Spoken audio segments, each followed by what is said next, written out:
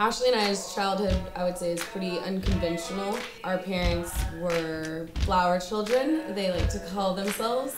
My mom was this abstract artist. She had these humongous paintings that filled up the entire wall. So we grew up in this house that was just completely covered in these 8-foot by 10-foot canvases. A regular activity for us was coming home and just going in the backyard and throwing on a trash bag as like a little smock and painting. We would paint out on the lawn with these big canvases that would eventually turn to brown muck because there'd be so much paint on there as little kids painting. I always thought it was cool as a kid when our friends would come over and they'd always be amazed, like, you guys are allowed to paint all over the walls? Our parents were fully encouraging. My mom literally bought us paint and was like, go crazy. The neighbor parents thought we were the weirdest kids on the block. There was just always something to do that was creative.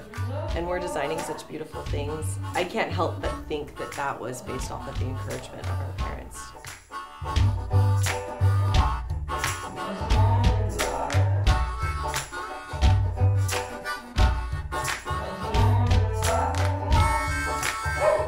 After college, I just really didn't like my job.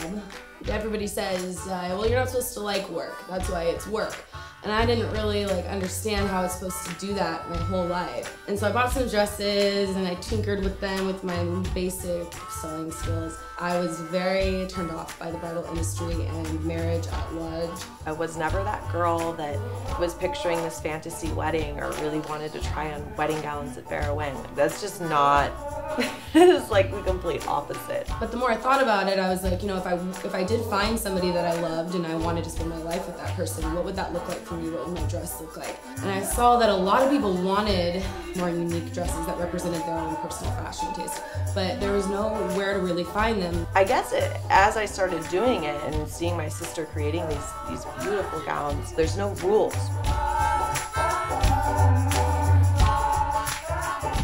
I kind of started with daughter Simone as kind of the younger sister, just helping her sister out, and I started really feeling a lot more passionate about what we were doing. After a couple of years, someone had, of course, mentioned, have you ever thought of bringing Ashley on full time? And it was like, yeah, of course. So I kind of called her up and was like, have you ever thought about being in Daughters of Simone? And it was just kind of one of those realizations, I love this company. I want to see this grow, and I think that I really can help it grow and become more successful. We both kind of move in the same energy and the same pace.